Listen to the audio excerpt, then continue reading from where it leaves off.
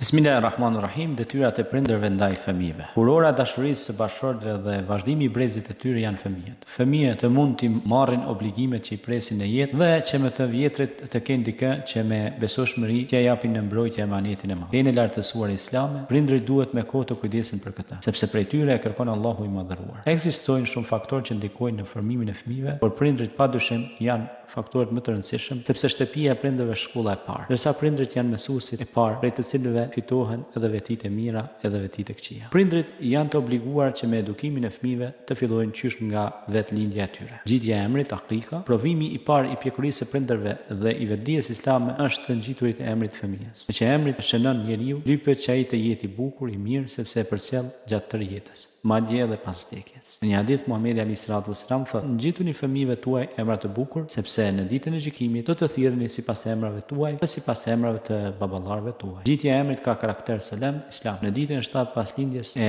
lajm fëmijën, e veshim bukur e pastaj e kthejmë ka kibla, duke ja lexuar ezanin në veshjen e djathtë, ndërsa i kametin në të majt. Pas kësaj lexojmë një pjesë nga Kurani dhe dua. Mënyra e këtij islame ngjitjes së emrit i obligon prindërit që t'i edukojnë fëmijët në frymën e obligimeve të dhëna solemnisht para Allahut, të bartura me veshjen e fëmijës. Kjo simbolike që ndisur në këtë traditë të bukur islame e ka kuptimin dhe rëndësinë e vet të madhe. Sunetimi. Njëra ndër detyrat e prindit ndaj fëmijës mashkull është dhe sunetimi. Sunetimi është dispozit islame që daton qysh prej kohës së Ibrahimit alayhis salam. Shkenca bashkëkohore e medicinës vërteton se sunetimi është i dobishëm dhe akt i rekomanduar higjenik, të cilin i praktikojnë shumë popull të përparuar në botë. Detyrat e tjera të prindërve ndaj fëmijëve, krahas detyrave dhe obligimeve të përmendura, prindërit janë të obliguar të përkujdesen edhe për pastërtinë, shëndetin dhe ushqimin e drejtë të fëmijëve të tyre. Kontrollimi mjekësor i rregullt i fëmijës është detyrë shumë e rëndësishme e prindit. Mënyra natyrore e shërimit është rregull islam, i vërtetuar me praktikën e Muhamedit alayhis salam. Krahas zhvillimit fizik dhe edukimit, prindërit janë të obliguar që të kujdesen edhe për zhvillimin mendor dhe psiqik të fëmijëve të tyre. Trupi i fëmijës është i njëjtë me shiritin e magnetofonit.